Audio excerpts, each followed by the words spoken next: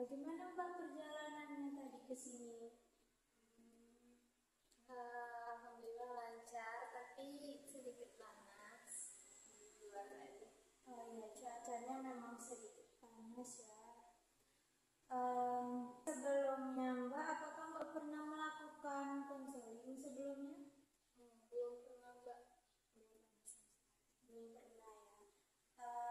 Jadi Mbak kesini melakukan konseling ini, apakah dengan kemauan sendiri apa dari orang lain? Dari kemauan sendiri Mbak. Oh, dari kemauan sendiri ya. Sebelumnya Mbak sekarang lagi sibuk ngapain, kuliah atau kerja? Kebetulan saya lagi kuliah Mbak. Oh, kuliah ya. Mbak sekarang kuliah di mana? Di UIN Mbak. Di UIN. Kalau boleh tahu ngambil jurusan apa? Saya ngambil jurusan pendidikan keselamatan mesin. Oh, PIAUD ya. Iya, PIAUD. Saya dulu juga kuliah di UIN. Sekarang udah semester berapa? Sekarang semester 4 mau naik semester 5. Oh, lagi banyak-banyaknya tugas ya. Oke, baik, sebelumnya semangat terus untuk Mbaknya kuliah supaya cepat lulus. Iya, terima kasih Mbak. Baik, kita melakukan konseling. Mbak jangan ragu untuk berbicara, untuk mengatakan, untuk bercerita apapun itu kepada saya. Saya akan menjaga apapun kerahasiaan Mbak di sini. Saya tidak akan membocorkan cerita-cerita Mbak ke orang-orang lain. Baik, sebelum kita melaksanakan konseling, di sini kita mempunyai waktu 1,5 jam untuk melakukan konseling tersebut. Nah, kita manfaatkan waktu itu dengan sebaik-baiknya ya Mbak. Terima kasih Mbak. Nah, tadi sepertinya sebelum masuk ruangan ini saya merasa gugup sekali. Tapi setelah berbicara sama Mbak, saya sudah cukup merasa nyaman. Baik, tapi sepertinya terdengar sedikit gimana ya dari cara bicara Mbak dan raut wajahnya seperti tidak bersemangat. Apakah benar? Memang seperti itulah akhir-akhir dan belakangan ini Mbak. Mungkin ingin bercerita, apa yang ingin Mbak ceritakan boleh. Jadi gini Mbak, akhir-akhir ini saya tuh merasa gelisah dengan masalah keluarga saya. Dengan saya datang sini, saya berharap Mbak bisa memberikan solusi dari masalah yang saya hadapi sekarang. Baik Mbak, jadi saya tidak bisa menjanjikan bahwa saya bisa menyelesaikan masalah kita ini, karena selesai atau tidaknya sebuah masalah yang kita hadapi, bagaimana dari Mbak itu sendiri sebenarnya masalah itu ya. Mbak tidak perlu bingung, saya siap untuk mendengarkan cerita Ini Mbak, saya tuh kan punya orang tua yang sudah pisah. Ayah saya yang sudah berkeluarga lagi dan tinggal di daerah lain. Nah, jadi saya mengikuti punya adik tuh Mbak. Adik saya sudah kelas 1 SMA. Jadi minggu depan nanti itu seminggu lagi ibu saya tuh mau pergi ke Kalimantan bersama suami barunya. Jadi otomatis saya tuh sama adik saya kan tinggal tuh berdua. Jadi saya tuh kayak merasa gelisah, takut semuanya bakal nggak terawat, nggak terurus kalau berdua aja.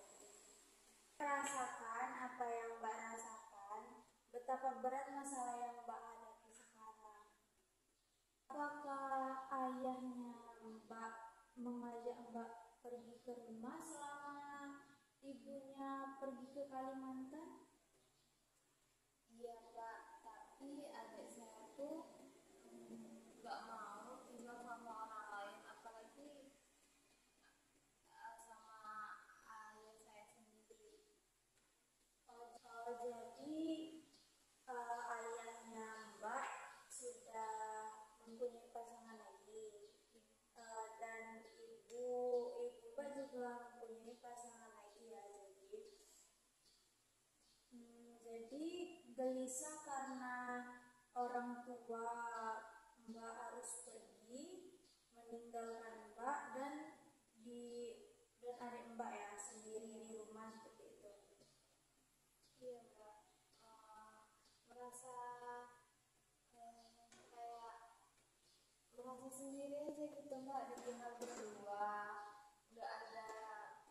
Saya bingung mau cerita ini ke siapa karena nggak ada siapa-siapa lagi. Jadi ini ya yang buat Mbak gelisah karena Mbak ditinggal oleh adik dan ibu Mbak juga pergi bersama suaminya. Iya, seperti ya ibu saya tuh lebih memilih suaminya daripada mementingkan anaknya yang tinggal berdua aja di sini. Kayak nggak terlalu memikirkan itu. Kalau menurut saya Mbak harus tetap merelakan umi Mbak untuk pergi ke Kalimantan. Kalau menurut Mbak sendiri masalah Mbak ini bagaimana? Ya, saya harus merelakan ibu saya untuk pergi ke Kalimantan. Itu adalah pilihan yang tepat yang harus Mbak lakukan karena saya mengerti dengan situasi yang Mbak hadapi saat ini.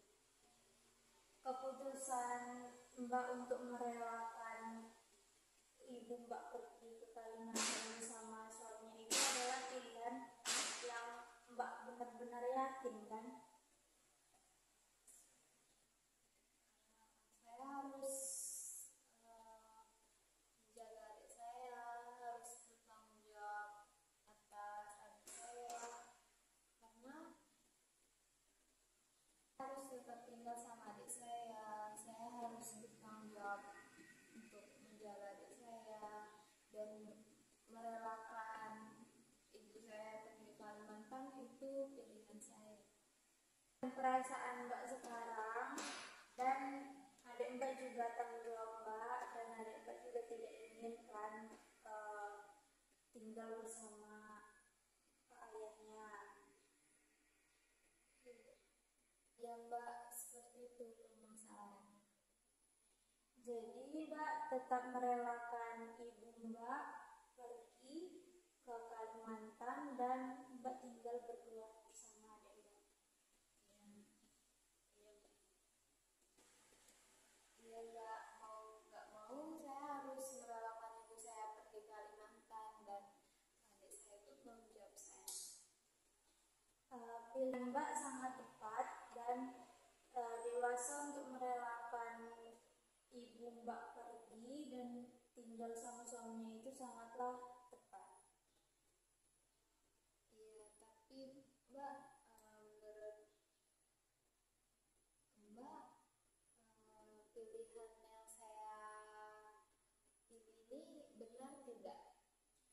Sebenarnya Mbak, tidak ada pilihan yang salah, semua pilihan itu adalah benar. Bagaimana cara kita itu tergantung bagaimana cara kita menyikapinya saja. Jadi pilihan saya itu tidak salah, Mbak.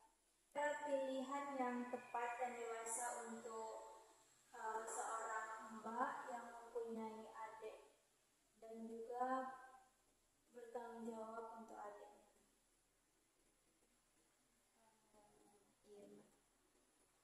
Jadi menurut Mbak, kesimpulan dari pembicaraan kita ini apa? Bisa yang dapat diambil? Kesimpulannya, saya harus menerapkan ibu saya untuk pergi ke Kalimantan dan menjaga adik saya, bertanggung jawab menjaga adik saya, walaupun saya merasa sedih. Bagus Mbak sudah bersikap secara dewasa untuk seumuran Mbak ini ya. Semoga perbincangan kita ini bermanfaat untuk Mbak dan untuk saya juga. Sebelumnya saya berterima kasih kepada Mbak karena Mbak telah berbicara jujur, berbicara apa adanya. Sebelumnya terima kasih ya, Mbak.